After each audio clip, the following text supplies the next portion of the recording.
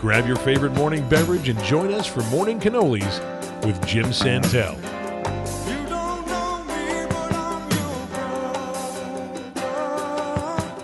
Sampling the news desserts of the week, here is your host, Jim Santelle. Good morning. It is Saturday, September 30th, the last calendar day of this month.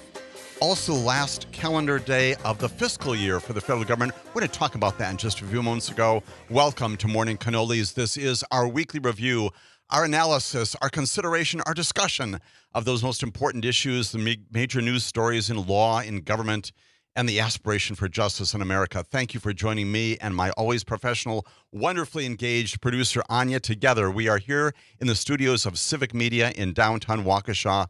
But we are, as always, on Saturday mornings, broadcasting live through the state of Wisconsin, through the Civic Media outlets. Thank you once again for joining us on this Saturday morning. As always, we're taking your questions, your comments, your perspectives, your thoughts on the important issues we're talking about this morning and every Saturday morning. That phone number is 844-967-2789. Anya also instructs me always very wisely that you can go on the Civic Media website and find your particular broadcast station. Pull down the Morning Cannolis folder. You can also text Anya and me and get your questions, your comments, your perspectives through to us through that mechanism. Enjoying hearing from all of you this morning as every morning. We always ask here on Morning Cannolis three important questions. What happened? What are the things that are animating our country, our nation, our state? What do we know about the world out there? Why are those things important? Why are they relevant? Why are they material to the understanding of our lives? And then what are we supposed to do about those things? What are our actions? What are our responses, if anything, that we can do in response to those circumstances, those events that we talk about? As always, we have an aggressive but achievable syllabus this morning. Let me tell you a little bit about that and then jump right into that syllabus, that agenda this morning for our consideration on Morning Cannolis. We're going to begin with some stories once again in the category of our returning focus of undiscovered justice. One thing having to do with climate change, and the other one you just probably heard on the news involving Tupac Shakur. Some very important litigation, criminal prosecution, civil litigation work going on out there that is important to note here on this Saturday morning. Then we're going to go to the Congress. Two very significant things happen. One, of course, the passing just yesterday of Diane Feinstein. We're going to talk a little bit about her history, her legacy, and then also the looming shutdown of the federal government happening in under 14 hours from right now. We're going to talk about why that is also a rule of law issue for every single American, not just implementing the budget, not implementing the budget this morning and in the days ahead, but also affecting many, many programs, nutrition programs and airports and all sorts of things, our military payments, all sorts of things, including the operations of our federal courts and our federal Department of Justice. We're going to chat this morning about that as well. We've got some snapshots, as always, coming out of the voting rights area, some updates on things we've talked about before. Coming out of Alabama, yes, there's once again more news. And then another state, also in the Fifth Circuit, Louisiana. We haven't talked a lot about that, but a case coming out of Louisiana also implicating issues related to the Fifth Circuit. Then we're going to go back to the lawsuits involving Donald Trump, in particular, the civil case pending in New York City, prosecuted civilly in the New York court there by Letitia James, who is the Attorney General of that state. Then we're going to go south to the Georgia case. That, once again, a state prosecution, that one criminal. A very significant thing happened, again, just in the past 24 to 36 hours or so, having to do with a plea by one of the 19 defendants indicted in that case, and also some important news coming out of a federal court that decided in the end that all those cases need to stay in the state court. We're going to talk about all of that in our first hour here on Morning Cannolis. Looking forward to your joining me and Anya for that discussion. Also, in our second hour, talking about a variety of different important things related to the 14th Amendment, fake electors, and yes, indeed, we're also 48 hours out from the start of the new term of the Supreme Court of the United States of America. First Monday in October, we're going to begin a special segment, which we do every single fall about this time, focusing on some of the main cases. I'm going to tell you about the first three cases Supreme Court is going to be hearing this coming Monday, Tuesday, and Wednesday.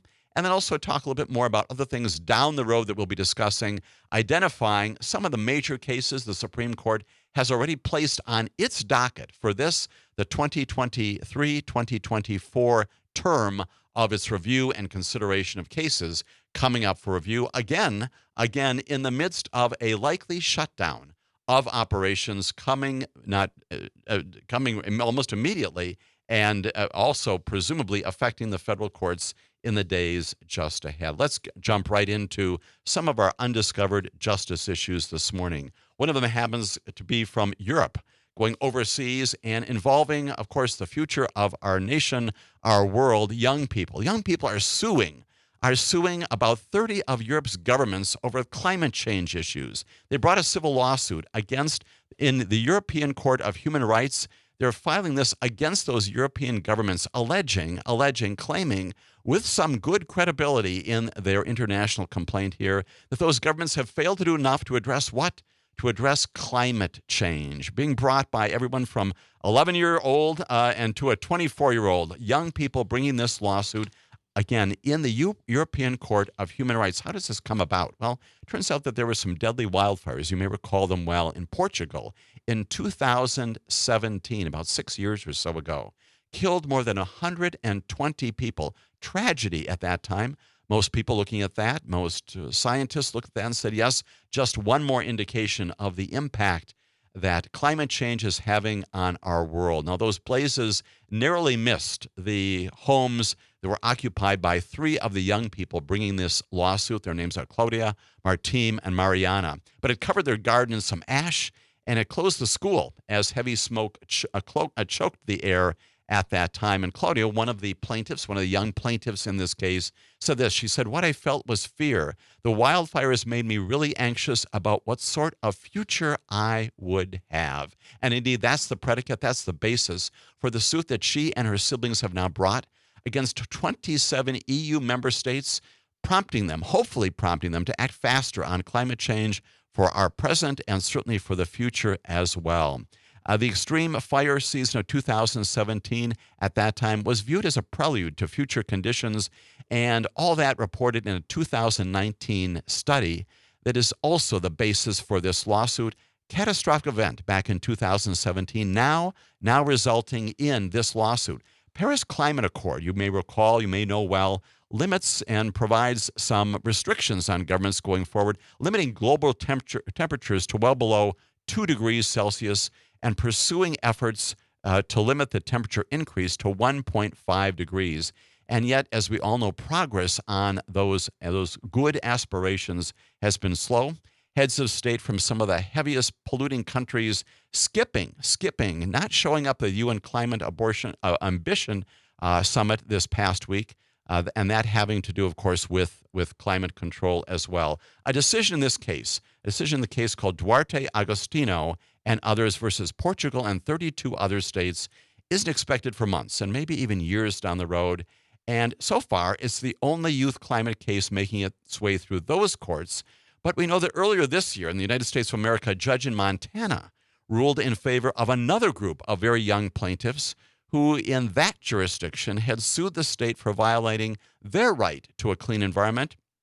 And that victory in that state case right here in the United States in Montana could force that state to rewrite a policy that bars officials from considering climate change when permitting new energy projects. And we recall as well the devastating fires in Maui. In the wake of that, another youth climate suit in Hawaii expected to go to trial next year.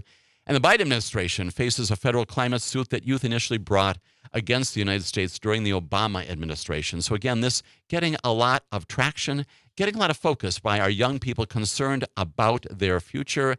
Again, these kinds of things set forth the ambitious setting forth of standards by the UN Climate Ambition Summit just last week. The predicate, again, the basis for going ahead on this lawsuit, young people, everyone from 11 years old to 24 years old, bringing that lawsuit in the European Court of Human Rights. We will monitor that in the future, part of our undiscovered justice this morning. Second case, back here in the United States of America, getting a fair amount of attention by the media, including right here on Civic Media. You may have heard the news. Let's go into this a little bit greater because, again, it underscores the notion of the rule of law, the importance of litigation, civil litigation. Certainly that climate change litigation falls in the category of significant things going on out there. And second, the importance of continuing to keep cold cases open. This has to do with the announcement just yesterday that the murderer of Tupac Shakur has now been indicted more than 25 years after the tragic killing of that hip-hop star way back 24 years ago. The man, in this case, Dwayne Keith Davis, had said in interviews and in a memoir that he was in the front passenger seat of a white Cadillac that pulled up near the vehicle that Mr. Shakur and others were in after a 1996 prize fight between Mike Tyson and Bruce Sheldon happened in Las Vegas. So this comes out of Las Vegas, Nevada in particular. And the lawsuit, again, announced by prosecutors, the criminal prosecution, reviving this investigation after it had long been stalled. A grand jury, a specific grand jury, again, people called together to look at evidence, determining whether that there's probable cause to believe that there has been a charge, a basis for charging individuals, brought together in Clark County there in Nevada, indicted Davis on one count of murder with use of a deadly weapon plus a gang enhancement. Davis arrested in the wake of that, in custody now without bail. And despite years and years of speculation, evidence, and reporting across almost 3 decades, 25 years or so, no charges had been ever filed in Shakur's shooting, one of the most popular artists of the 1990s. And that goes back again to the attempts by law enforcement over time to try to figure out exactly what happened. They had some leads, and in particular, most recently in July, Las Vegas police had executed a search warrant at a home in Henderson, Nevada that was apparently connected to Davis. And as a part of this attempt to revive this case, looking not only plainly at the results of that brings this cold case much warmer. Also noting that in a 2019 memoir, Davis, once again the defendant in this case, he had recounted this gang dispute that escalated between Shakur and his associates involving the beating of Davis's nephew, a fellow named Orlando Anderson, following this boxing match in the MGM Grand. When we come back, I'm going to tell you more about how this cold case became very hot, leading to this indictment. Undiscovered and pursued justice right now in America. Stay with us for that discussion and more right here on Morning Cannolis.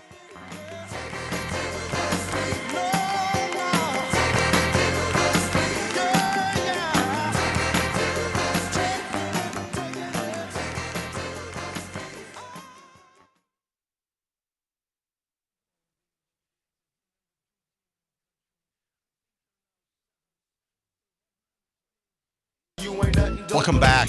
It is Saturday, September 30th. This is Morning Cannolis, and we're talking about these two matters in the category of undiscovered justice, but actually now rediscovered in respect to the proposed pursuit and the return of an indictment of the murderer of Tupac Shakur more than 25 years ago, right before the break, talking about the circumstances that prompted this cold case suddenly to become a part of the prosecution focus of the Clark County District Attorney out there. According to the copy of the indictment that was filed in the Clark County District Court, the defendant in this case, Davis, is charged with obtaining a gun for the purpose of seeking retribution against Mr. Shakur and Mr. Knight. And again, another person in the car that night, and of handing off the weapon either to his nephew, that is Davis's nephew, or someone else in this Cadillac that was driving by, with the intent that this crime be committed. Davis, to this day, the only person in the car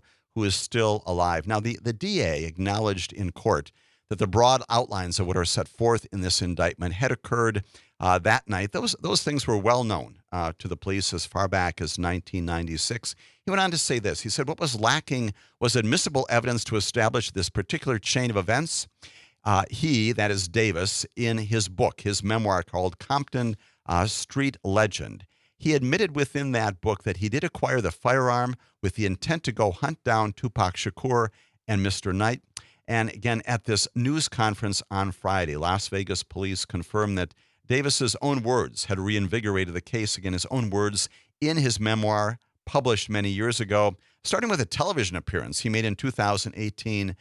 And the prosecutors, the investigators said at the time, we knew at this time that this was likely our last chance to take a run at this case, and indeed they have done so. Now, we should very quickly add that, of course, any defendant in America, including state prosecutions, federal prosecutions, presumed innocent until proven guilty, but fairly compelling evidence now, not only based upon Davis's own words, things he has said publicly, things in his memoir, and presumably now the results of this recent search warrant that was also executed at the home in Henderson, Nevada, somehow connected to Davis as well. We don't know all the details behind that.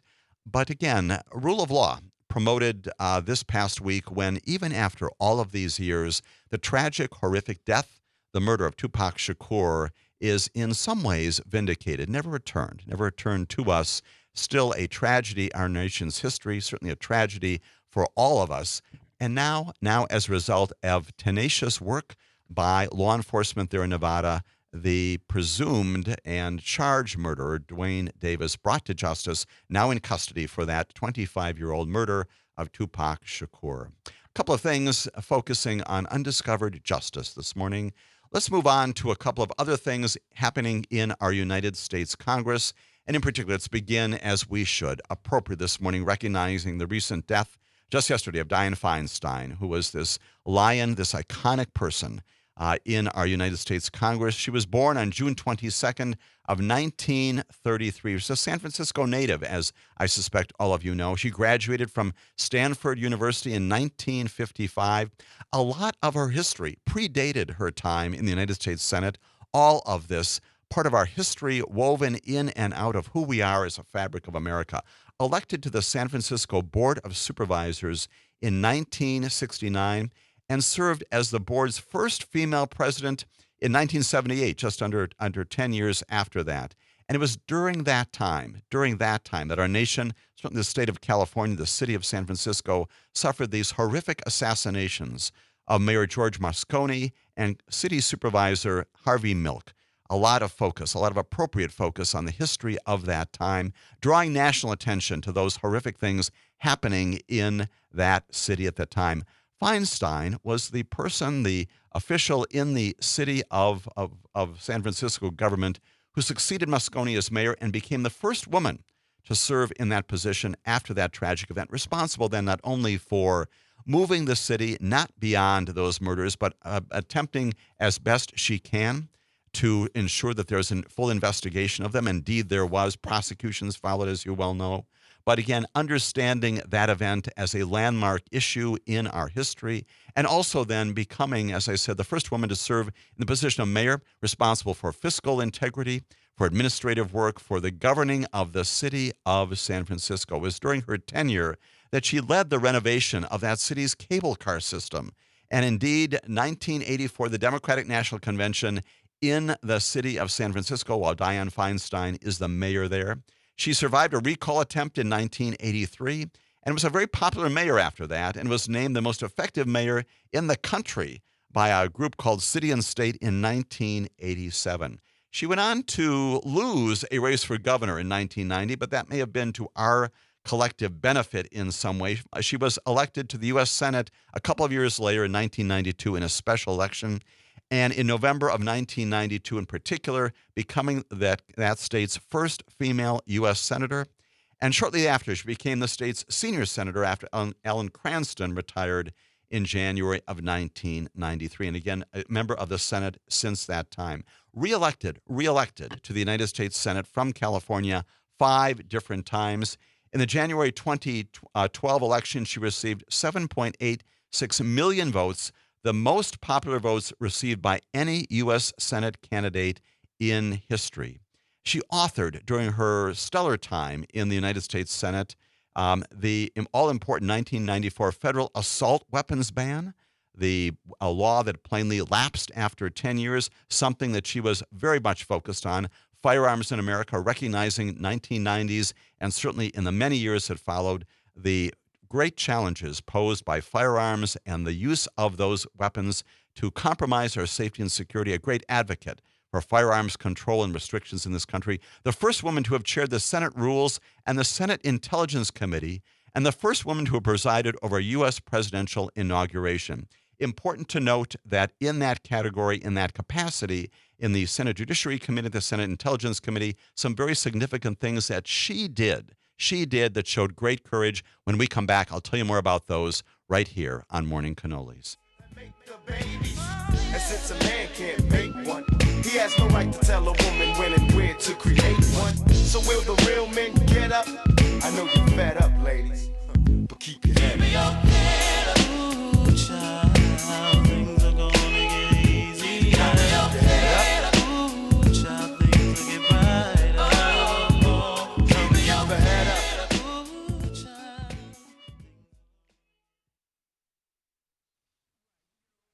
If you want to do Tupac throughout the show, to Saturday morning broadcast, thank you once again for joining me and Anya here on the broadcast studios and stations of Civic Media. This is Morning Cannolis. Again, always taking your phone calls at 844-967-2789. Also taking your texts on the app at Civic Media, your broadcast station, and Morning Cannolis. Be in touch with us. Communicate with us about the issues of this day. Right before the break, talking about this lion, this iconic member of the United States Congress in our nation's history, not just in the Congress, but also state of California, nationwide, the death this past week of Diane Feinstein. We mourn that today. We recognize as well that during the course of her tenure in the United States Senate, she's chaired the Senate Intelligence Committee from 2009 to 2015, also served as the ranking member of the Senate Judiciary Committee from 2017 to 2021. During her time as chair of the Senate Intelligence Committee, also a lion, also a wonderful representative of courage in the United States Senate. At that time, reporting coming out, she had done a lot of investigative work through her official auspices there in the United States Congress about abuses by the CIA in the wake of 9/11 and other matters. She brought those to the attention of the nation. She did that over the objection of the White House at the time. And I recall this well. I was U.S. attorney at the time, obviously not involved in this particular issue, but a big issue at the time about the disclosure of these abuses by the CIA in terms of its attempts, again, domestically, but mostly overseas, to address issues related to intelligence, doing some things both domestically and overseas that plainly ran afoul not only of our laws, but also our fundamental notions about what our government should be doing. Diane Feinstein brought those to the attention of the American population on the floor of the United States Senate. Again, a major figure in doing just that.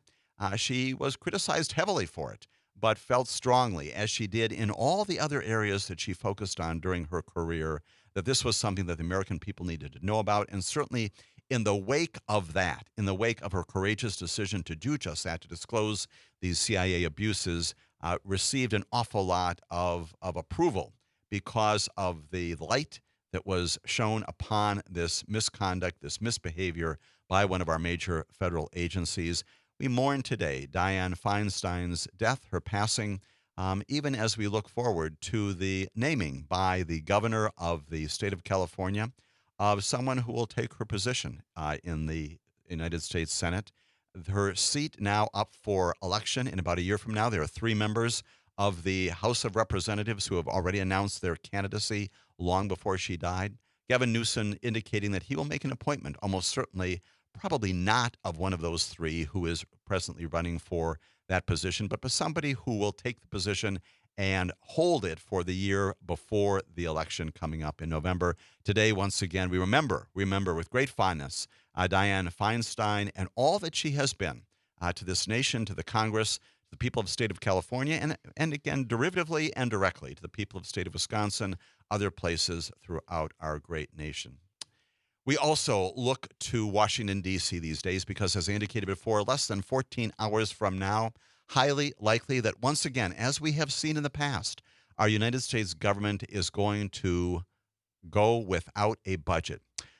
Not the first time this has happened, not the first time that our Congress, our House, our Senate, and yes, indeed, the president as well, responsible for signing off on a budget ultimately, but presented to him by the United States Congress, has failed to do their job in keeping the government up and running. What's happening? Well, it appears now that there is no agreement coming out of the United States Congress, the House of Representatives in particular, and stymied by the group of Republican members of the House of Representatives who are basically stopping movements going forward to do one of two things. There should be a budget put in place by United States Congress. That's what's contemplated by the Constitution. But short of that, even late this past week, an attempt to do a kind of a stop hold a mechanism here to ensure that the government does not go broke, if you will, in the next 14 hours or so, even that effort to continue the government operation for about a month, that effort as well fails in the House of Representatives. The Senate, as you know well, has already put together a plan, a project that does have bipartisan support to keep the government in place. Again, all of that premised upon an agreement put together many, many months ago in connection with the debt ceiling. All of this now being revisited because of a small number of members of the House of Representatives who want to shut things down. And they are here plainly to stop government from operation, not premised upon a particular issue, but upon this notion that once again, because you can do it, they will do it. And so the government now, almost certainly, in about 14 hours from now, less than 14 hours, is going to shut down, not in every aspect, because once again, a couple of things happen. There are mechanisms in our fiscal laws and in our operational principles that will keep some very fundamental operations in place. But many of those, if not all of those operations, go with unpaid government workers. And that includes not only people who are responsible for major programs, nutrition programs, family support programs, humanities supporting programs, delays at airports, almost certainly because of this sort of thing, our military not paid for the important work that they will continue to do unpaid while this budget issue remains unresolved. I mentioned last broadcast and also once again this morning, this also has an implication for the rule of law. Now, what's going to happen? I mentioned already that the United States Supreme Court has its first official day of its operation, the first Monday in October, the first time of its new term coming up beginning at 9 a.m. 9 a.m. this coming Monday, October 2nd. And it turns out that federal courts will be able to operate normally for about 2 weeks without some interruption, mainly because they've got some funds, they've got some other mechanisms for keeping things afloat. But court budgets will do that for only so long. And obviously that also has an impact upon other related federal entities, including the U.S. Department of Justice. I recall when I was U.S. Attorney, we also had a shutdown during that time.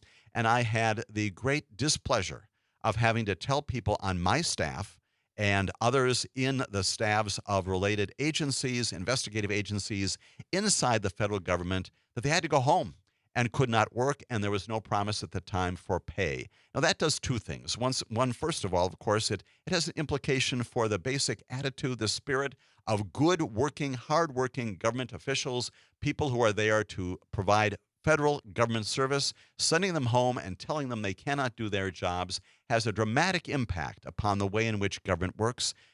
Along the way, of course, no promise of pay. Congress has always come back and restored that pay after the shutdowns happen, and that indeed happened during the time of the Obama administration as well. But I can tell you that it does indeed impact the capacity of U.S. attorneys' offices, and although I do not know with great specificity, I can assure you, based upon the past history, that there are plans right now to send staff people of the U.S. Department of Justice and other federal agencies home, telling them to stay home on Monday morning because there's no funding.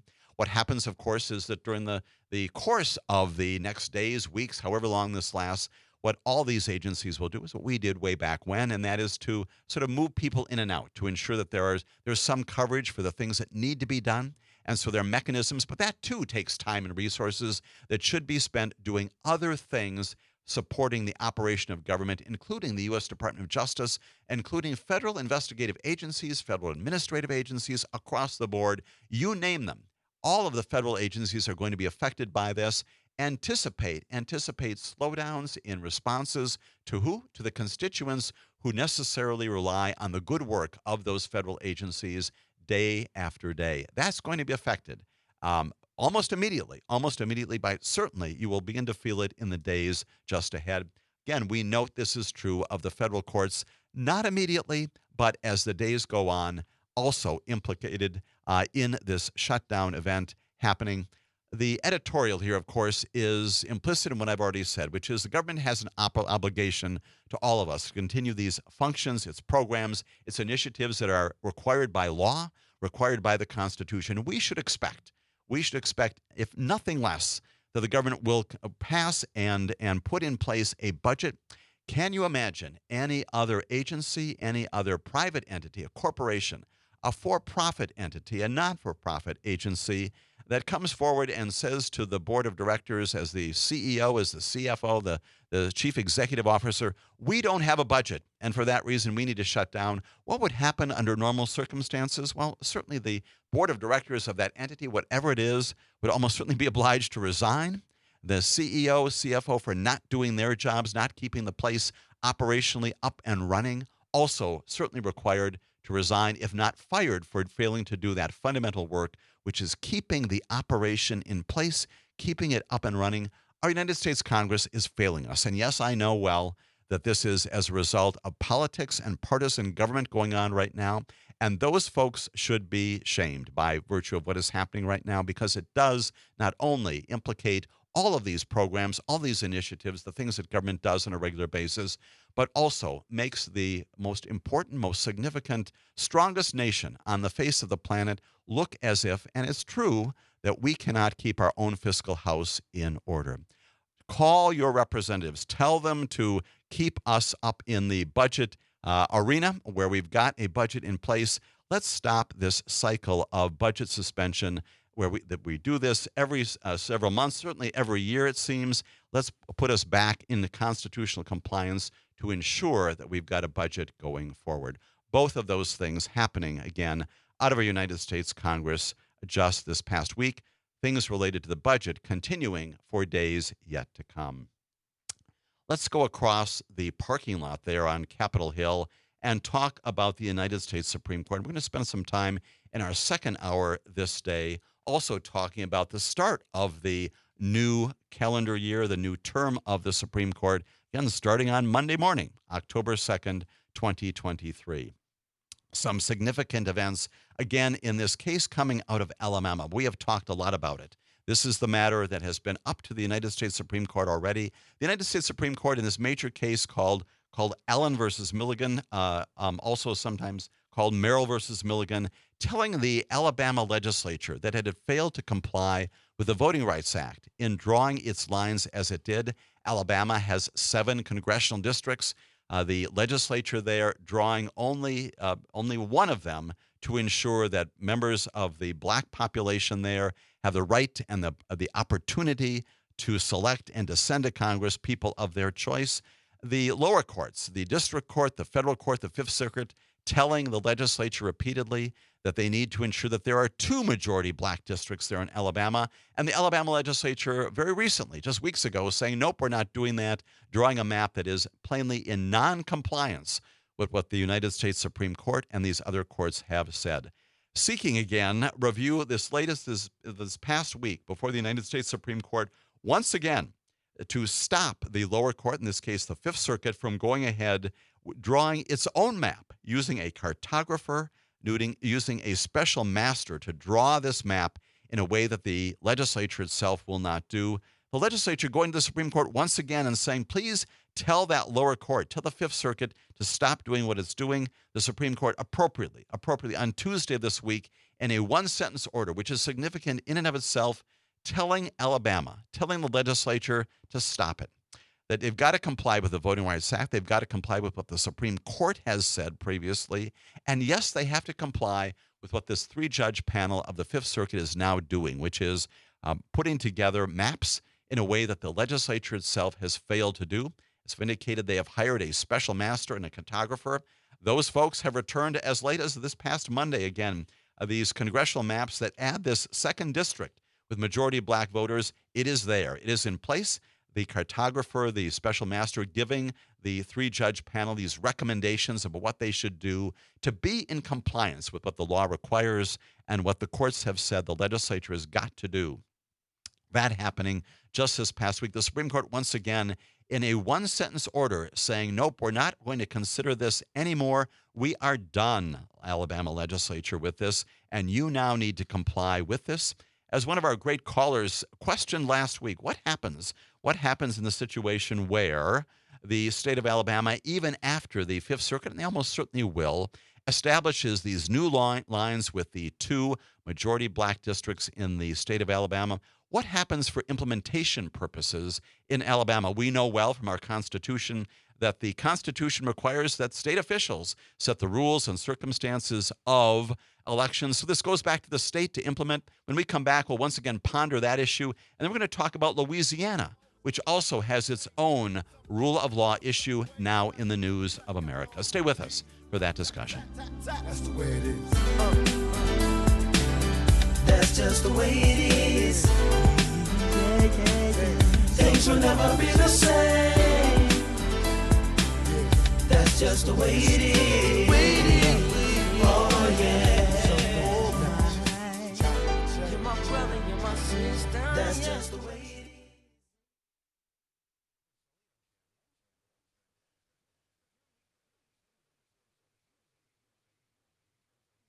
is.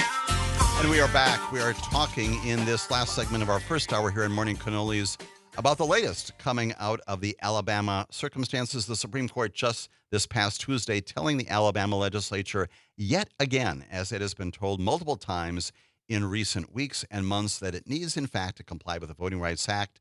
And we now have the 3-judge panel of the Fifth Circuit, through its cartographer, through its special master, drawing the very maps that the legislature has failed to do. The new maps coming out of that effort of the 3-judge panel basically leave District 7, which is sort of in western Alabama, as the one of the 2 majority black districts out of 7 in the state, where about one-fourth, more than one-fourth of the residents there are black. The new maps being proposed to the Fifth Circuit also identify District 2, which is sort of in the middle portion, this middle southern portion of the state, as the 2nd majority black district. Those maps now being presented to the 3-judge panel for imposition, and presumably sometime very soon, the 3-judge panel is going to tell the state of Alabama it needs to do this, needs to implement these new maps that have been put together by the courts and imposed upon the state of Alabama, because its own legislature fails to follow not only the rule of law, but also the clear directives of federal courts on a regular basis. It will be concerning if there is any attempt by members of the official offices of the state of Alabama to push back even further. As we know under the Constitution, other cases that we have talked about, the Constitution place in authority of the states a responsibility for the conduct of elections, including things like preparing maps, ballots, all those kinds of things that make elections go. We will anticipate, will we not, that the representatives in Alabama, now being told repeatedly that they need to do this, will in fact comply with all of that, and that the litigation portion of this, the compulsion portion of this to require compliance with the Voting Rights Act, is now over. And Alabama, including all of its residents, will look forward to the 2024 election with two majority black districts out of its 7. We will keep on top of that story plainly as enforcement actions and activities go forward. We also know that coming out of another state in the Fifth Circuit, Louisiana, a significant thing in the opposite direction, also happening just this past week. A federal appeals court again has stopped the redrawing of Louisiana's map of congressional voting districts. And again, this further complicates a long-running legal fight over voting strength in the South among black voters. The case plainly among all of these attempts in the southern states and in other states in our country to address attempts, in any event, to change the ways in which the Voting Rights Act is applied. And plainly, its resolution could affect the balance of power in the House of Representatives, once again, as we talked before, right now failing to do its job in keeping the government in place. Fifth Circuit, a 3-judge panel just this past week voted 2-1 to cancel a court hearing, a district court hearing, for selecting a new redistricting plan that a U.S. District Court judge named Shelley Dick had scheduled to start on October 3rd. That's this Tuesday, this coming week. The district court judge previously had found that the lines had been drawn by the legislature there in Louisiana. Again, this sounds very familiar, does it not? Had failed to comply with the Voting Rights Act. and had scheduled this hearing beginning on October 3rd to address that specific situation. The Court of Appeals just this past week had said this. The district court, again, Judge Dick, the Court of Appeals said, did not follow the law of the Supreme Court of this court.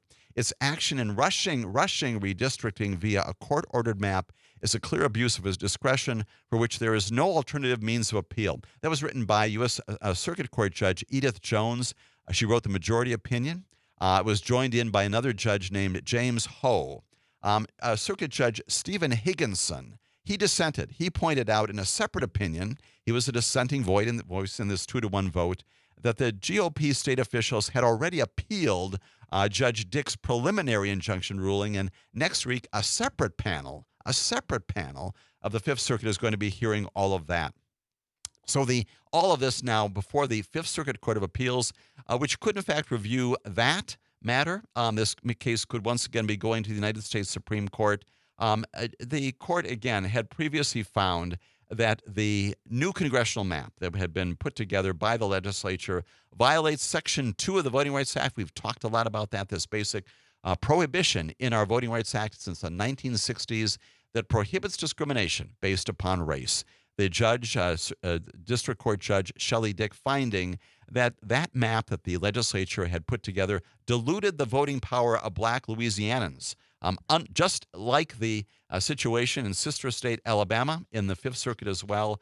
Now, as a result of this decision by this 3-judge panel to tell Judge Dick not to go ahead to select this new redistricting plan, all that's suspended now. And again, this is the latest twist, of course, in this redistricting lawsuit, almost certainly going to end up again before the United States Supreme Court. In the past, the state GOP officials there had appealed the case to the Supreme Court. And among other questions, they had asked the Supreme Court to determine whether in Louisiana, which groups of voting age populations should be categorized as black. That was their question to the Supreme Court in a previous petition to the United States Supreme Court, asking the high judge panel to weigh in on whether Louisianans of voting age should be categorized as black when they were testing this redistricting plan. Interestingly, they have now filed some new pleadings in all this litigation in which they prepare and present a novel argument. And it's premised upon another case coming out of the Supreme Court that we have talked about just this past summer, and that is the case involving Harvard and the University of North Carolina finding, as we now know well from the Supreme Court, that the officials who are reviewing applications for admissions in our major universities, all our universities in the United States, private institutions, public institutions, cannot use race, at least not overtly, in making decisions about incoming classes. That was a case involving Harvard and UNC, a major case changing decades of policy and practice established, and saying that race cannot be the basis for determining who is going to get into our nation's universities. Interestingly, in this Louisiana case, the attorneys who are attempting to support the Louisiana line drawing done by the legislature that, again, does not in fact acknowledge the true population of black voters in Louisiana, they're preparing this novel argument to defend the legislature-approved map. They cite that Supreme Court's recent ruling on affirmative action to argue that the race-based redistricting under Section 2 of the Voting Rights Act may no longer be constitutional as a result of that other Supreme Court opinion. We will continue to take a look at this case, also in Louisiana, as it progresses. Stay with us for the second hour here on Morning Cannolis. Lots more to get to, including litigation coming out of New York and Georgia involving our former president. Be with us for that important discussion coming up right after this top-of-the-hour break.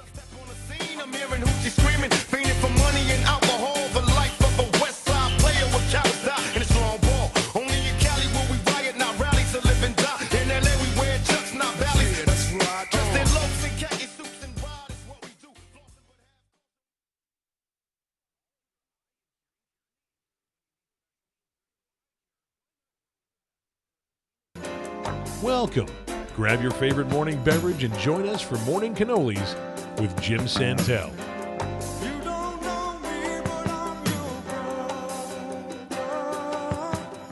Sampling the news desserts of the week, here is your host, Jim Santelle.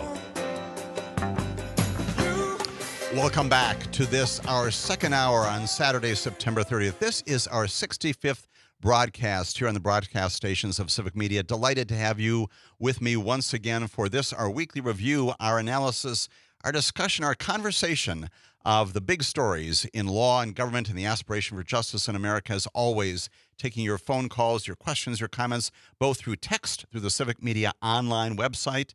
Find your broadcast station, find Morning Cannolis folder, and send us your notes, and also taking your phone calls, again at 844-967-2789, as in this hour we turn to some of the major developments in the litigation involving our former president in New York, in Georgia, and then in turn to other issues related to things like the 14th Amendment and false electors, finally filling out the hour by talking about what we can expect in this coming term of the United States Supreme Court, the new term, first Monday in October, beginning this coming Monday. But before we get to all of that, let's go to the phones and take a caller. Mark, you've been on the line for a while. Your comment or your question here this morning on Morning Cannolis. Yeah, thanks for taking my call, Jim. I find it ironic. A few points this morning. I was just checking out my little handy copy of the Constitution along with Federalist Papers, that actually the 27th Amendment says that no law varying the compensation for the services of for the senators and representatives shall take effect until an election of representatives shall have intervened. Well, I'd say that just says they can't change the rate of pay rather than they get paid during this shutdown. I mean, I'd make the argument for that these guys are going to continue to get paid while the shutdown goes on, and some of their staffs will be paid and others of them will not be paid, which I think is tremendously unfair. But I don't think that any of those guys should be getting paid if the checks are not getting cut for other governmental employees. And I would say that other governmental employees would include those in the executive branch as well as the Supreme Court, that if nobody's getting paid, then nobody should be getting paid. Right. And I'm probably wrong in that interpretation. And also for the district redistricting cases in the various states, some of this traces back to our failure to enforce the had to look it up this morning, but the Enforcement Acts of 1870 and 1871, where we were actually enforcing the constitutional amendments, the 13th, 14th, and 15th Amendment. Emphasis on the 14th Amendment, both in the redistricting cases, as it applies to the states of Alabama and Louisiana, but also here in the state of Wisconsin, where I say it's clear that here in the state of Wisconsin, not only should they be enforcing that for the 14th Amendment, Section 2, in terms of the fake electors here in the state of Wisconsin. Josh Call, if you're listening, it's your constitutional duty to go after the fake electors because they attempted to abridge the rights of the people here in the state of Wisconsin, but also to our state Supreme Court, who has failed to uphold the Constitution, where it says that our district is supposed to be compact and contiguous. And I believe I heard on this very network where over 50% of our districts are not contiguous or compact. Right.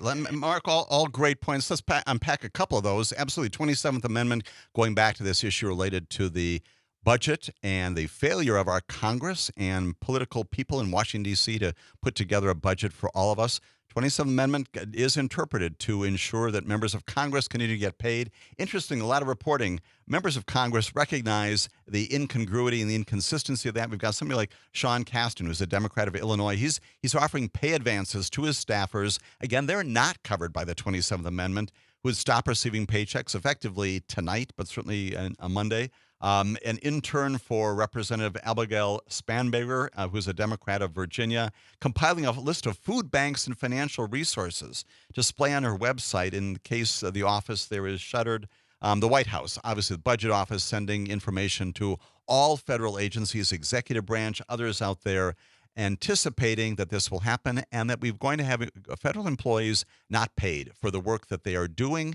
And in some cases, again, being sent home, as I said before, sending that horrific message not only to them as good and decent government workers, but also to all of us, that because Congress, in the hands of these partisan folks in the House of Representatives, cannot pass a budget our government once again coming to its knees. Appropriate under the 27th Amendment to interpret it, Mark, the way that you have. Regrettably, beyond the 27th Amendment, basic decency, a basic sense of balance across government would indicate, gosh, if the government is not functioning, perhaps nobody should get paid, including those folks who continue to serve in these capacities with pay under the law. Second, with respect to the fake electors and 14th Amendment, we're going to talk about those things later in this hour, so I appreciate your focusing on those in particular, Mark.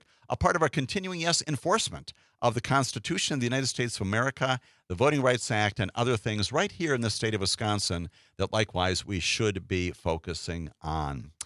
Let's go back. Let's go back to Washington, D.C. and talk about, again, this major case that is pending federally in the U.S. District Court in the District of Columbia. Judge Tanya Chutkan is going to be addressing in the weeks just ahead these issues related to whether the so-called gag order should be imposed, a continuing dispute between the former president, who is the singular defendant in that case, and the representatives, the legal representatives of the U.S. Department of Justice, maintaining that the judge needs to tell Donald Trump to stop talking about the potential jurors, witnesses in ways that could compromise the jury pool, could have an impact upon the conduct of justice, the conduct of the trial, which he has set for early 2024. That coming up in a couple of weeks. Significantly, just this past week, a couple of other major things having to do with Donald Trump's other problems in state courts that I want to spend some time talking about. Arguably the biggest news item, rule of law item of this past week, having to do with what a state judge in Manhattan, in New York, did in connection with a civil case that has been pending against Donald Trump and his company and two of his children for a long period of time.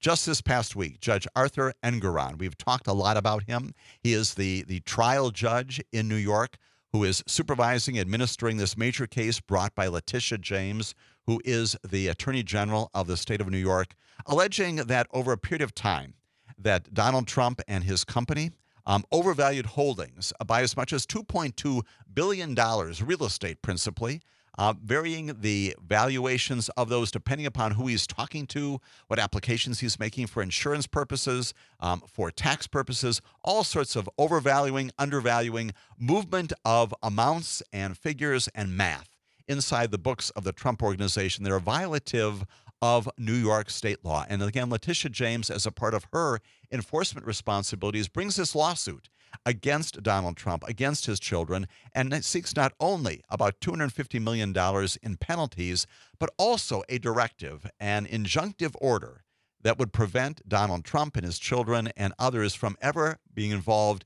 in corporate review, oversight, management in New York in the future. So what happened just this past week? Again, a major matter in the litigation that the former president is presently facing, regarded as a major victory for the Attorney General there in this lawsuit against him. The Attorney General had argued that, again, Trump had inflated the value of his properties, and indeed, Judge Engoron embraced that notion. He said that the annual financial statements that Donald Trump submitted to banks and insurance companies clearly contain fraudulent valuations that the defendants, again, Donald Trump and his sons, used in business, and significantly went on to talk about the ways in which the information there is compelling and overwhelming.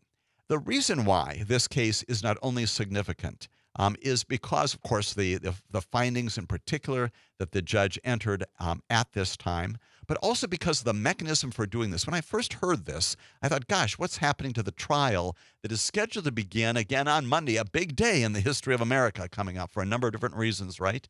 This coming Monday, the 2nd of October. Judge Engoron had scheduled this way back when and said, his own words, not mine, come hell or high water, we're going to pick a jury on Monday morning. He was absolutely committed to doing this. And so the initial news that he had already found that Donald Trump and others had committed this fraud and was stripping control of the company from him struck me as significant. And I thought, gosh, what's going to happen to the trial next week? Well, it turns out that the findings by the judge are even more significant because of the mechanism, the civil procedure mechanism that this reveals. There's something called summary judgment, not in the criminal cases, but in civil cases, where if it turns out that the facts are undisputed, that everybody looks at the facts and says, you know what, this is compelling, this is overwhelming, there is no factual dispute for a jury to decide, a judge can enter summary judgment, finding that the facts are absolutely clear, and the law also is clear in its application to those facts. And that's exactly what Judge Engoron did. And so he enters this order that says, as a matter of law, as a matter of fact, there's no jury that I need to bring in to review this. It is clear. Any trier of fact will find that indeed this fraud was committed and that the case brought by Letitia James is compelling. All of this, as a part of his major ruling just this past week. In that order, Judge Engoron wrote scathingly in making this important decision about the defenses that were being presented by Donald Trump and his attorneys. He said that the former president and these other defendants, including the two adult sons, ignored reality when it suited their business needs, the judge said. In defendants' world, again, this is Judge Engoron writing in this major opinion, granting summary judgment as to the facts and the law. He says, rent-regulated apartments are worth the same as unregulated apartments. Restricted land is worth the same as unrestricted land, and restrictions can evaporate into thin air. That, according to the judge, all of that in the defendant's world. And goes on to say, this is a fantasy world, not the real world. That's compelling language from any judge, again, in this major decision, shutting down these defenses by Donald Trump, by his organization, and by his sons. And along the way, saying that the only thing left, the reason why there still will be a trial on Monday is not in the facts of whether or not there's fraud here, but whether or what exactly should happen with respect to damages. And indeed, the Attorney General, Letitia James, sent a brief statement. We look forward to presenting our case, the rest of our case at trial coming up on Monday. And when we come back after this break, I'll tell you what that's going to be all about, tell you a little bit more about what's going to happen as this case goes forward. Then we go to Georgia and talk about the other major rule of law thing happening out of that case pending in the Georgia courts. Stay with us for that discussion.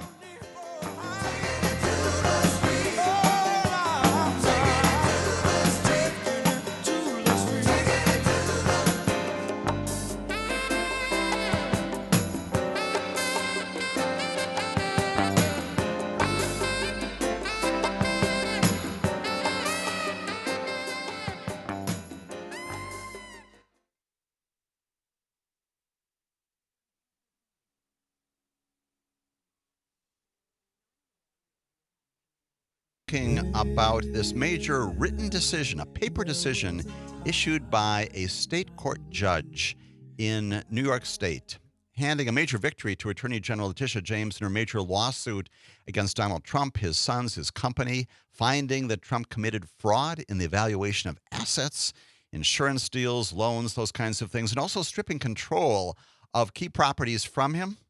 During the course of this order, scathingly writing about what the evidence shows and saying along the way that the lawyers who also made arguments in support of the former president also should be sanctioned. He levied sanctions against the lawyers for making arguments that he had previously rejected. And specifically, Judge Engoron said that each of those lawyers has to pay $7,500, noting that he had previously warned them specifically about not making these frivolous arguments in court.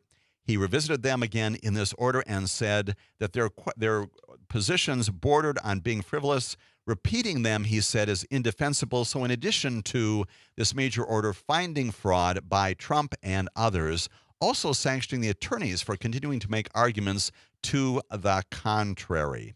Again, all of this is a part of this major lawsuit going to trial, again, no longer on the merits of whether there was fraud. That's what Judge Engoron has found, but to determine by a jury exactly what the damages should be here. And so in the coming days, you're going to hear about a jury being impaneled in front of Judge Engoron in the Superior Court there in the state of New York, not about whether there's fraud, but asking the jury to figure out how much money, what are the damages amount of this, even as the judge already strips control of these key properties from Trump and his company, the organization, the LLC itself, all of that going ahead. One noteworthy example, as a part of this disposition here, the Attorney General there accused Donald Trump of overestimating the size of a triplex apartment in Trump Tower, which we've seen a lot. He used that for decades for one of his residents. He said it was 30,000 feet rather than about 11,000 feet. Judge Engoron seized on that, among other things. He noted that Trump's lawyers had absurdly suggested that the calculation of square footage was subjective, and adding that good faith measurements might vary by as much as 10 to 20%, but not 200%. That, again, the reason for imposing not only penalties upon the lawyers for making those kinds of ridiculous arguments, but finding unequivocally that Donald Trump, in this major piece of litigation, guilty of fraud, civil fraud, not criminally. But again, a second major case. Recall that in the case involving E. Jean Carroll, her allegations of rape, of sexual assault back in the 1990s, the defamation that followed. Also, Donald Trump suffering a major civil blow in those cases as well. All of these coming together at a time when the defendant, Donald Trump, also facing criminal cases in Manhattan by the DA there based upon the hush money case. They're also facing, of course, federal cases involving January 6th and the Mar-a-Lago documents, and then also coming out of Georgia. And let's turn to that case as well. That's the case where Fani Willis in Fulton County has brought this 19-defendant case against these defendants, alleging that not only in the Fulton County, but throughout the state of Georgia, these particular defendants, including many of them by name, including Jeffrey Clark, had attempted very closely to try to undermine the election there, to overthrow the votes cast legitimately by residents of that state, and describing in great detail all the kinds of things, including fake electors there, also charged there with their violations of state law. Just this past week, a couple more important things happened in that case that are very big, that are going to change the geography of that case. We have a federal district court judge whose name is Steve Jones. We've talked about him before. He has been entertaining these requests by various defendants there, including Mark Meadows in the past, and three others, including Jeffrey Clark and some of the GOP electors who were indicted along with Donald Trump, to move their cases from federal court to state court. And Steve Jones previously telling Mark Meadows, nope, there's no basis upon which to do that. The things that are alleged in this state court indictment do not partake of things that you have done in the course of your duties and responsibilities as a federal officer. In Mark Meadows' case, as the chief of staff. Likewise, this past week, with respect to Jeffrey Clark's similar claim that what he was doing at the time in January of 2021, at that time, the things he was doing were a part of his duties and responsibilities. The judge specifically rejects all that. And recall that last Saturday, we talked a lot about Jeffrey Clark, his attempts not only through the former president, through the Department of Justice, to send letters to states, including Georgia, suggesting that there had been voter fraud there, all those kinds of things coming out of Jeffrey Clark's office, and attempting actually to assume the responsibilities of the Attorney General to get an appointment by the president to accomplish all of this. All of that set forth also in the state court indictment. Jeffrey Clark, as a result of his petition in court this past week and being told by the judge, Steve Jones there, that Clark has submitted no evidence that the letter that he was writing as a part of his job was overseeing environmental litigation, or in his role as the acting head of the civil division. Nothing official, no official capacity activities, just the opposite. At a minimum, political activities, campaign activities, and also, according to the indictment, of course, criminal activities. The judge saying to the contrary, the evidence before the court indicates the opposite. Clark's role in the civil division did not include any role in the investigation of oversight of state elections, rejecting Clark's attempt to bring the case from the state court into the federal court. Along the way, the same thing happens with respect to three others. The electors also, of course, they were also charged in this case, rejecting the requests from Georgia Republican Party Chairman David Schaefer, State Senator Sean Still, and Kathy Latham, who would also argue that their so-called federal roles should protect them from state charges. Again, a ridiculous notion. The judge summarily rejecting that as well and saying, no, you stay in state court, bringing to an end at least this portion of the litigation, going ahead plainly with the prosecution now in state court of these state charges pending there in Georgia. And in that connection, the other major issue coming out of that case as well, and that is the first plea among the 19. Well, his name is Scott Hall. And when we come back, we're going to talk about Scott Hall's plea in the state court, why that's so critical, why that's so important, and talk more about the future of that case in the state of Georgia. Stay with us for that continuing discussion of this case.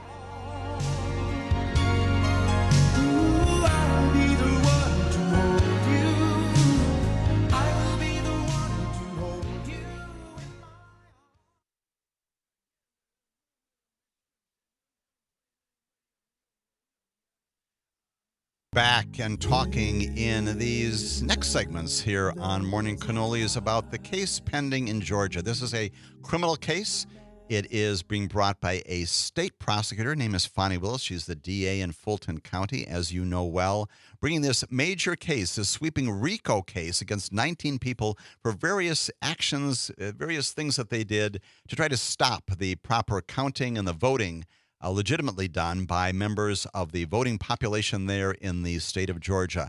Just this past week, a major significant event in the movement forward on that prosecution. One of the defendants in that case among the 19 pled guilty to the offense conduct set forth against him in that plea, in that indictment against him, set forth in the plea documents presented to the judge. His name is Scott McAfee, who's presiding over all of this, and describing this as a negotiated resolution that brings to the close this particular seemingly small but actually very significant aspect of the case. Scott Hall, what is he all about?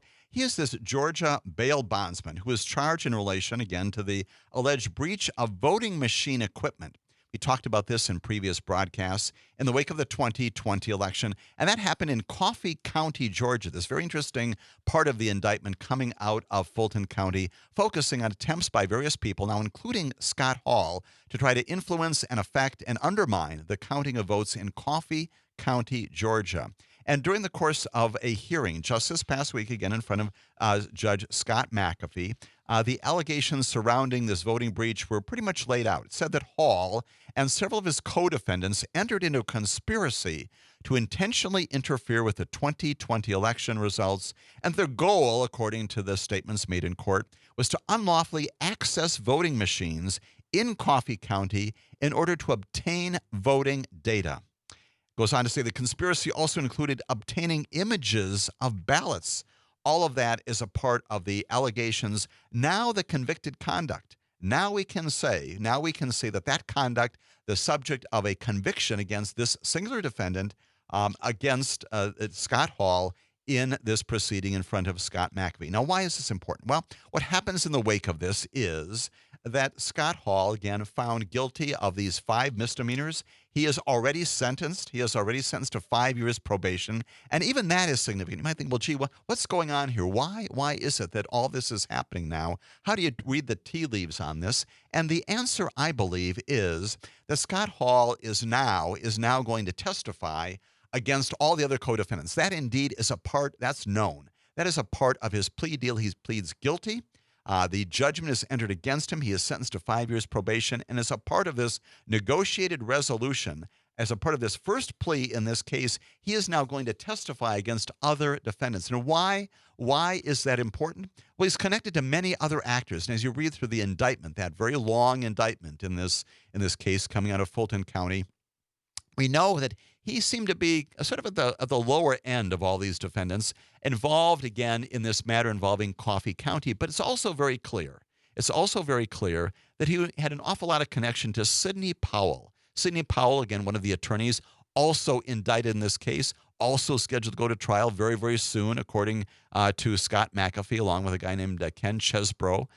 He knows a lot about Sidney Powell, a lot of the connections there, and presumably about others, okay, who's also involved in this. One of the others we've already talked about, his name, Jeff Clark. Jeff Clark, likewise, indicted in that state case, being told by the federal judge just this past week that the case against him will remain in state court. Scott Hall knows a lot about Jeffrey Clark. In particular, Scott Hall had an extended conversation, according to the allegations in the indictment, with Jeffrey Clark about ways in which the Department of Justice might become involved in trying to stop the vote, to undermine, to move the vote in a direction that was plainly inconsistent with what the voters there in Georgia had indicated. We've got Sidney Powell, we've got Jeff Clark, presumably others that Scott Hall could talk about, testify against, and as these cases go to trial, this matter involving the taking of the plea, the judgment that's been entered, he is now guilty. He has now been found guilty of the offense conduct in that case and now agrees to testify against others. Very significant. This is how these cases begin to play out. Probably not all the defendants will plead guilty, almost certainly not. One of those defendants we know well is Donald Trump himself. We've got the other indicted co-conspirators by name, including people like Sidney Powell, like Rudy Giuliani, like Jeffrey Clark. We'll see where this goes as well, but this is the first time that we've got among those indicted defendants someone coming forward being found guilty, a judgment entered, and significantly now agreeing to work with the state, the prosecutor, in presenting evidence against other defendants also on that list. Very significant issues coming out of Georgia and Fulton County just this past week. As always, we appreciate your phone calls, your comments, your questions coming into us here in the studios of Civic Media. And Joe, you're on the line today. Glad to have you with us from Madison once again, Joe. Good morning. Thank you, Jim. I'd just like to return to the work that you were doing in the previous segment where you were talking about the New York case and the summary judgment that the judge placed against Donald Trump in that civil case, in which, as I understand it, this use of a summary judgment, and you, as your background as a federal prosecutor, can perhaps enlighten me on this. I would assume that this is pretty rare and that for a judge to issue a summary judgment, and I would assume that it's kind of like the judicial version of, are you kidding me? This is garbage. Get out of here. So I'm wondering if that sense is that it's rare, and I'm also, that the judge was just kind of appalled by the evidence. But the third thing I wonder is it possible that the defendants could look at this and go, you're just one person looking at this, and we don't agree. We want to have a trial by a jury of our peers. Does that happen, or is that a ridiculous thought? I'm just sort of curious if a defendant could argue, well, you're just one guy and I don't care about your opinion, Judge. I want a jury by my peers. Could you respond to that? Thanks a lot. Absolutely, Joe. And it's always great questions because it enables me to put on my hat as a former continuing civil litigator, but certainly inside the Department of Justice as well. I continue to do a lot of civil work in the courts, the state and federal courts here in Wisconsin. But formerly also was the civil division chief, both in the U.S. Attorney's Office in Milwaukee and also in Western Michigan many, many years ago, on a regular basis, invoking, Joe, exactly what you're describing. Let's talk even more about summary judgment. You've got it just right. It's basically, once again, this notion that you look at the facts and you say they're undisputed. Plainly, during the course of my term as a civil litigator for many, many years, a quarter century or so, would often file motions for summary judgment, again, in civil cases where, again, you convince the judge who's presiding over the case, that the facts are indisputed.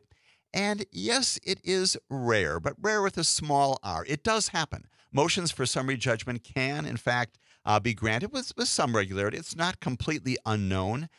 Right now, in a case I will not describe with great particularity, I'm working on a motion for summary judgment and responding to that claim about whether the facts are undisputed and the law is clear. So it does happen. But the reason why your question is so well pointed, Joe, is that usually if there are some disputed facts that are material or significant to resolving the case, the judge will say, yeah, let's have a jury decide this. Let's have this go to a jury because there may be some things, even maybe not central to the case, but around the edges, things that could impact the result. That is the damages, the things got to happen after you make a decision about liability or about negligence, those kinds of things. Here, once again, the reason why this is significant is you've got the judge basically appropriately taking that decision from the jury and saying, nope, there's no reasonable juror, no reasonable trier of fact who could do this. And I am going to make that decision. I'm only going to send to the jury the issue of damages, how much money Letitia James, through her prosecution, the state of New York should get as a result of the fraud that Donald Trump and others have committed. So it is rare with a small r, but not unknown. And again, it is significant because of the procedural status of this particular case. Second, what about what happens next? Well, the answer is, of course, this pens in front of Judge Engoron, including the damages portion. There will probably be, even after a jury returns a verdict on the money portion of this, there will probably be motions after verdict for a new trial by Donald Trump and other petitions to Judge Engoron. And ultimately, when the case is completely wrapped up by Judge Engoron, probably sometime in early 2024, yes, indeed, Donald Trump, as a part of the civil process here, can appeal to the New York State Appeals Court that has jurisdiction over this particular case and this particular trial court. That's his next remedy, to pursue an appeal of these decisions, including the summary judgment order. Now, so the next question is, what are the chances that this gets overturned? Are they there? Of course they are. Appeals courts always appropriately take a look at decisions, especially ones like this, where there's a summary judgment order granted. They'll take a look at the damages amount imposed by the trial court as well. But here's the important point. If there is a sufficient basis for the judge to do what he did, if there's a sufficient basis for the trial jury to do what it is going to do in this case, courts of appeals generally defer to that. Absent something extraordinary, something completely unsupported by the facts, they're not going to overturn that. And again, Judge Engoron has written this very, very lengthy opinion, great detail, great specificity, not only about the facts, but also about the law of the state of New York. Saying, among other things, that the documents, according to Judge Engoron, do not say what the Trump attorneys say what they say. It says there's no such thing as objective value, the judge wrote, paraphrasing their arguments as he saw them. Essentially, the court should not believe its own eyes, is what Judge Engoron said. And so, again, a very, very compelling case presentation made by the judge in the course of his order. Unlikely that even after all of this is done on appeal, this will be overturned. And again, the possibility to take it ultimately to the state Supreme Court.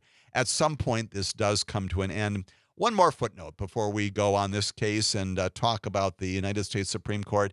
In a footnote, and again, encouraged by Joe's very good question, Judge Engoron also says, again, in connection with this notion that he should not believe his own eyes, that the documents are so compelling here. Judge Engoron adds a line from the movie Duck Soup. It was uttered by Chico Marx, and he says, well, who are you going to believe, me or your own eyes? That's what Judge Engoron says to Donald Trump in this case, again, decided in major portion just this past week. Joe, appreciate the comment question. Appreciate the very good civics comment made about what happens in this case. We will continue, of course, to monitor that along with Georgia, along with the matter in Manhattan, the DA case involving the hush money, and certainly the federal cases in the Southern District of Florida involving Mar-a-Lago and the documents there, and specifically the case in front of Judge Chutkan, the January 6th insurrection case, that also scheduled to go to trial early in 2024. Many more things happening there as well. A programming note here, and that is that we're going to spend some time next week in our broadcast talking, as I promised to Mark earlier, about this 14th Amendment issue that we have from time to time raised. Just this past week, yet another liberal group in Friday in Michigan filed a major lawsuit contending that Donald Trump under the 14th Amendment should not be on the ballot there. We've got other lawsuits. We're going to talk more about the 14th Amendment, those lawsuits that are pending, not only now in Michigan, but also New Hampshire, South Florida, other places around the country. All of that having to do with the 14th Amendment and the insurrection that is described in the 14th Amendment, a prohibition on service after you've taken an oath to serve the nation, if indeed you were involved in insurrectionist activities. We're going to talk about where that comes from and the theory that animates these lawsuits. We're also, again, at Mark's good invitation, we're going to talk about fake electors right here in the state of Wisconsin in our next broadcast, talking about the statutory bases for going ahead and filing a state lawsuit, an action under the state criminal law against the electors here in the state of Wisconsin, the basis for doing that, the prosecution authority in the Attorney General, as Mark has indicated, the reasons why strategically that cannot be done any place in any other state court, certainly not in Michigan, not in Georgia, other places, could also be the subject of federal charges. We'll talk about the reasons why that would be wise or unwise, depending upon whether the federal government or the state government charges those, and the implications, and the implications of prosecutions and convictions here in the state court, in the Wisconsin state court for those electors, for those other matters, specifically the matters pending in Georgia, but also in the federal government. You recall well that many, many months ago, the Attorney General of the United States of America, her name is Lisa Monaco, said that we're also looking, that is the U.S. Department of Justice, also looking at fake electors as a part of a potential future federal prosecution. Next week, we're going to talk about fake electors, the possibility, the options there, strategic and legal, constitutional and statutory, for charges here in the state courts in the state of Wisconsin. When we come back, we're going to talk about the United States Supreme Court. Its term coming up, first Monday in October. Let me give you a little bit of a preview of what they're going to be talking about just this coming week. Stay with us for that important discussion right after this final break here on Morning Cannolis. Space and time keeps the galaxies in each span.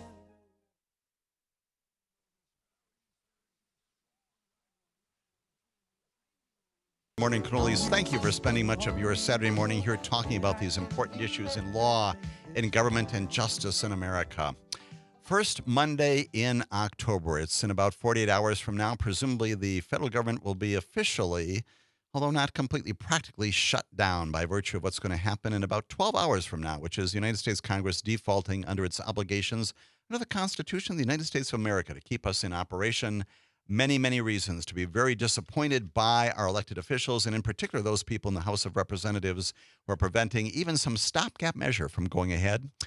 Presumably not going to stop the United States Supreme Court, however, for convening across the parking lot on Capitol Hill at the Supreme Court building, the beginning on Monday at 9 a.m. Eastern Time of the 2023-2024 term of the United States Supreme Court. Already, the United States Supreme Court has identified 23 cases on its docket. It's already granted what's called certiorari, which is the formal way, the Latin way of saying commanding the lower court to send up the materials, the package of litigation things amassed during the course of the lower court litigation. Supreme Court has great discretion in deciding what it will and will not hear. Cases already pending before the United States Supreme Court from many, many different circuits, 4 from the Fifth Circuit already. We talked about a couple of cases coming out of Alabama and Louisiana, those Fifth Circuit panels reviewing cases there. Also 4 from the Third Circuit as well. None from the Seventh Circuit officially yet, but we also anticipate that during the course of the weeks and months just ahead, the United States Supreme Court will continue to add to that body of 23 cases, probably about 40 or so more. Typically, they've been deciding by May or June of the coming year about 60, approaching 70 cases or so. So many more cases yet to be added to that document. But this coming week, the court already has on its docket 3 oral arguments, one on Monday, one on Tuesday, one on Wednesday. And I'm going to tell you a little bit about those. Again, promise you that next week, we're going to spend a whole lot more time, in addition to reviewing this 14th Amendment issue I talked about, in addition to talking about fake electors right here in the state of Wisconsin. We're also going to spend some time academically talking about what else is on the docket of the Supreme Court, addressing cases like another voting rights matter coming out of South Carolina, involving, again, line drawing there and gerrymandering allegations. We're going to talk about a case involving guns, a case called Rahimi, that's also pending before the United States Supreme Court, and a case we chatted about last week involving the future of administrative review, in a case called Raimondo and this Chevron doctrine that also implicates the position, the posture of Supreme Court justices when it comes to deciding that case, and in particular deciding whether or not they have a conflict of interest based upon the allegations and the movements of the Raimondo case there as well. Clarence Thomas, of course, is the principal focus of that. All of that coming up next week and the weeks ahead. In the next few moments or so, let's talk about the three cases, all interesting cases, that the Court of Appeal, the United States Supreme Court has pulled up from the Courts of Appeals, but it's going to be hearing oral argument beginning Monday morning. The first one has to do with a criminal prosecution under something called the Federal Guidelines, and in particular, the First Step Act of 2018. You may recall the First Step Act, this major piece of litigation, didn't really reform completely law enforcement in America, but made some significant changes to the federal sentencing laws under which federal defendants are sentenced today, and specifically under having something to do with the safety valve. It's not especially complicated, but believe it or not, has to do with whether or not and means and or means or. The Supreme Court going to be talking linguistically about what and or means when it comes to interpreting the sentencing guidelines under the First Step Act. Important not only for the particular defendant, his name is Pulsifer, Pulsifer, but also for other defendants being sentenced right here in Wisconsin, Illinois, other places around the country under the First Step Act, and what the words mean, what the language means. Does or mean or? Does and mean and? What does that mean? Believe it or not, the Supreme Court is going to be wrestling with language in its first case on Monday morning. Second case, no less important, arguably even more important, goes to the very legitimacy, the continued status of the Consumer Financial Protection Bureau. Remember, this is the entity created by Congress many years ago in the wake of the disastrous financial situation of 2007, the financial crisis of that time. The Dodd-Frank Act and the Consumer Protection Act were passed in Congress in response to that disaster at the time, creating the Consumer Financial Protection Bureau. You may recall that Elizabeth Warren, a major advocate for that, authored this legislation that created this new agency in the federal government to protect the rights and interests of consumers. And a major case coming up for argument on Tuesday called Consumer Financial Protection Bureau versus Community Financial Services Association, in which the very legitimacy of the CFPB is under attack.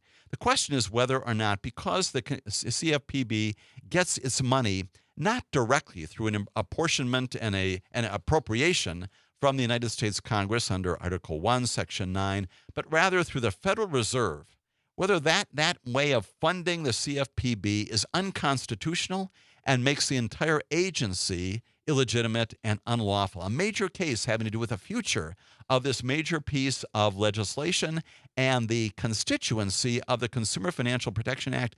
Obviously, an attack on the CFPB, a Fifth Circuit ruling. Again, the Fifth Circuit once again finding that its funding source does in fact violate the Appropriations Clause. Our Supreme Court on Tuesday, on the 3rd, hearing oral argument about whether that's true or not, and about the future of the CFPB. And finally on Wednesday, a case called Atchison Hotels versus Lawfer.